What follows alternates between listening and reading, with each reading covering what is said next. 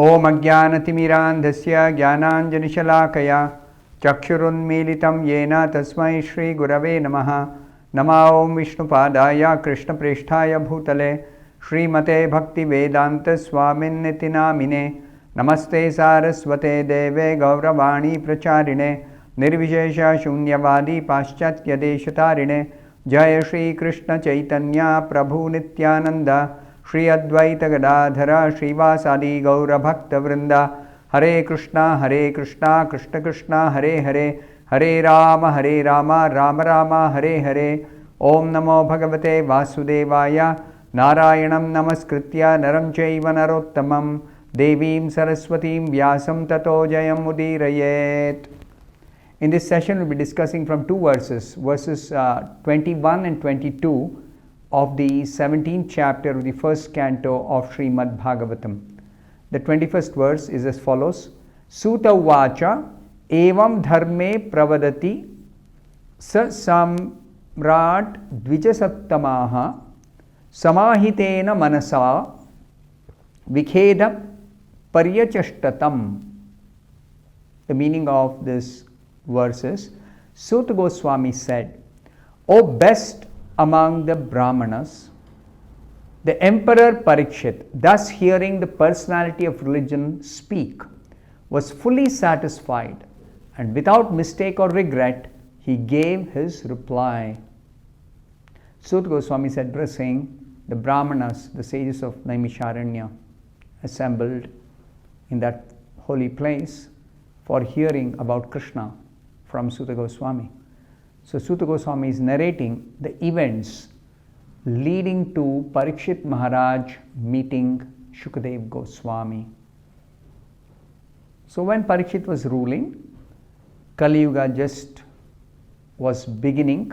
Kali Purusha was trying to enter Parikshit's kingdom, and Parikshit encountered this Kali Purusha, and Parikshit saw this Kali Purusha beating cow and bull. Now he is questioning the cow and the bull. Who is responsible for hurting you, harming you? So the bull gives a very philosophical reply.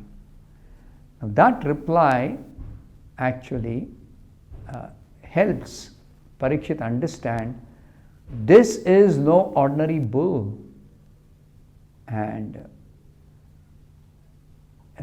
he says that in his reply he will clarify this bull is actually the personality of religion, dharma. So in the purport, Srila Prabhupada says, the statement of the bull, the personality of religion, was full of philosophy and knowledge, and the king was satisfied since he could understand that the suffering bull was not an ordinary one.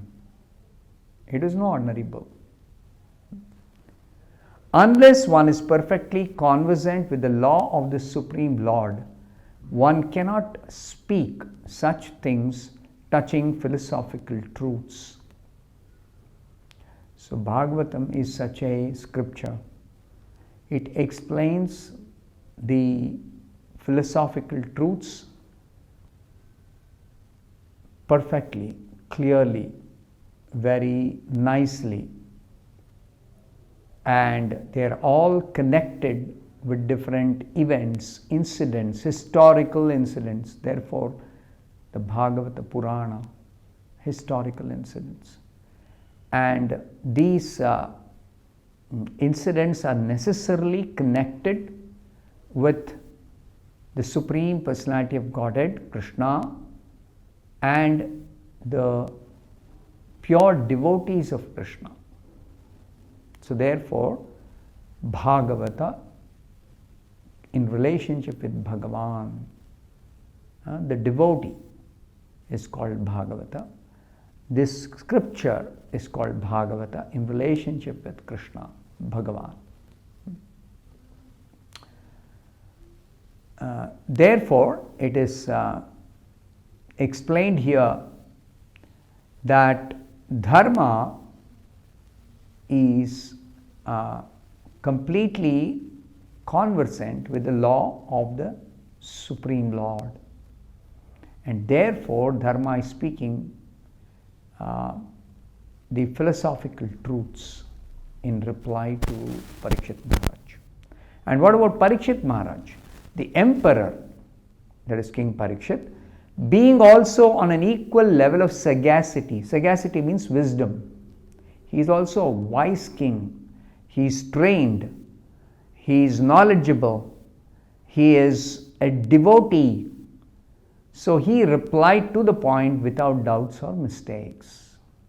Let's hear what is Parikshit's reply to dharma, the personality of religious principles, in the form of a bull. So the 22nd verse. Rajovacha dharmam bravishi dharmagnya dharmosi vrisharupa drik yad adharma krita sthanam suchakasyapi tad bhavet. The meaning of this 22nd verse is, the king said, that is King Parikshit is replying to the bull, O you who are in the form of a bull, you know the truth of religion, and you are speaking according to the principle that the destination intended for the perpetrator of irreligious acts is also intended for one who identifies the perpetrator. You are no other than the personality of religion. Let's try to understand what does this words mean in detail in the purport. The bull has said that it is very difficult to ascertain the particular miscreant who is responsible for our suffering. Why? Because there are multiple causes. It's not just one cause. This has been discussed in the Vedanta philosophy in very detailed way, and we went through some of those philosophies in the previous sessions, that some philosophers say the self is responsible, some philosophers say that superhuman powers are responsible, some say nature is the ultimate cause, some say only God is the cause. So all kinds of different philosophies do exist, but Bhagavatam declares the proper understanding of all the causes, and particularly Bhagavatam declares the supreme cause of everything, that is Krishna, Sarva Karana Karanam, the supreme cause. Yet we cannot blame God for our suffering, even though ultimately God is the cause of all causes, the supreme cause of everything. But still we cannot blame. How? We will understand from the purport. In the purport, Srila Prabhupada says, a devotee's conclusion is that no one is directly responsible for being a benefactor or mischief monger without the sanction of the Lord. You see, any action that takes place, there is a background for that action, because that action can take place only when the Supreme Lord, seated as Paramatma in the heart of everyone, has to sanction that act. Good or bad, harmful or beneficial. Therefore, Srila Prabhupada says further, he, means the devotee, does not consider anyone to be directly responsible for such action.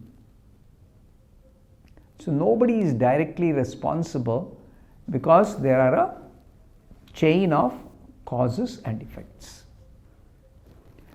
But in both the cases, he takes it for granted that either benefit or loss is God sent. Because in both cases, God is a sanctioner.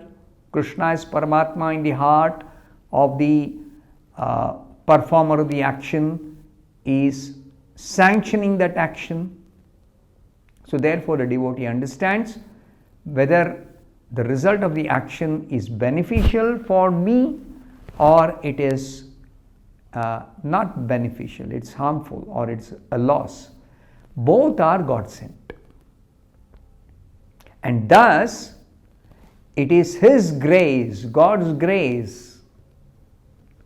In case of benefit, no one will deny that it is God sent, because especially devotees, they always are dependent on the mercy of the Lord, and they are very pleased to receive God's mercy in the shape of so many nice benefits that they derive in any situation.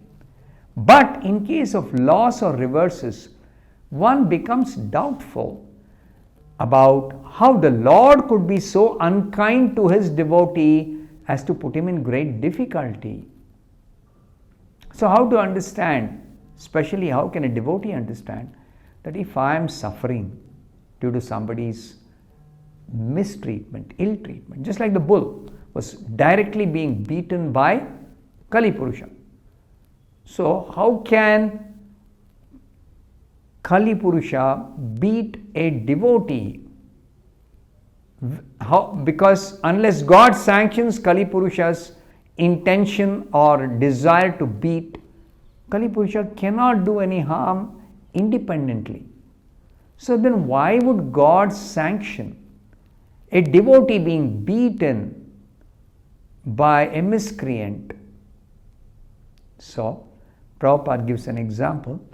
Jesus Christ was seemingly put into such great difficulty being crucified by the ignorant, but He was never angry at the mischief mongers. This is a fact.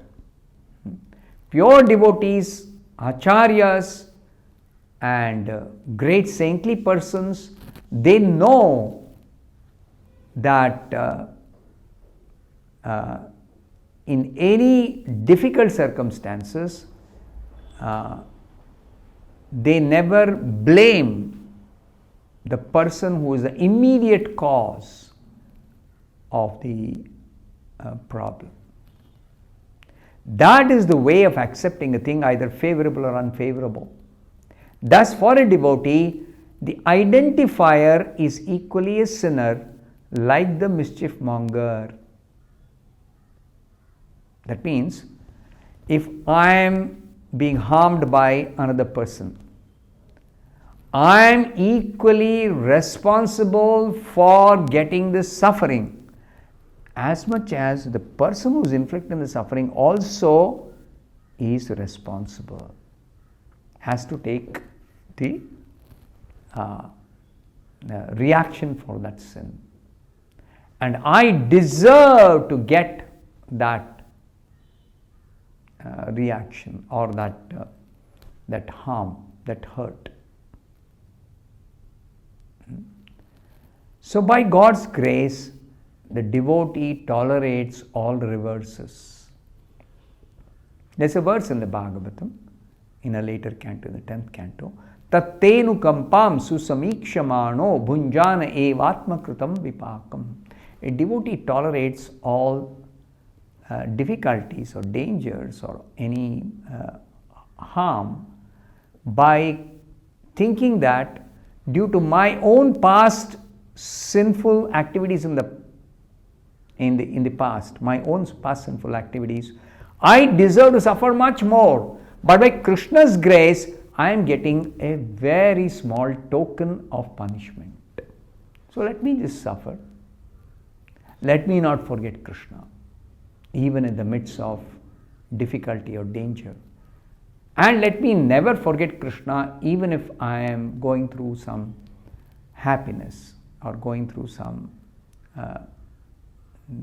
period where I have a lot of benefits or a lot of good things coming my way. In either case, I don't want to forget Krishna. My destination is to go back to Godhead. And I simply had to be Krishna conscious, that's all, under all circumstances. Therefore, Maharaj Parikshit could understand that the bull was no other than the personality of religion himself. In other words, a devotee has no suffering at all because so-called suffering is God's grace for a devotee who sees God in everything. The cow and bull never placed any complaint before the king for being tortured by the personality of Kali, although everyone lodges such complaints before the state authorities. The extraordinary behavior of the bull made the king conclude that the bull was certainly the personality of religion, for no one else could understand the finer intricacies of the codes of religion. So therefore, the conclusion is that there are multiple causes and a devotee depends upon Krishna under all circumstances. And by Krishna's grace, the devotee is able to go through all situations in Krishna consciousness and ultimately go back to Godhead, irrespective of whether there was suffering in the course of living life in this body, or there was some enjoyment, or there was some peace, or there was some chaos, whatever be the situation. Devotees simply are Krishna conscious and they go back to Godhead at the end of life. I'll stop here. Thank you very much. Hare Krishna.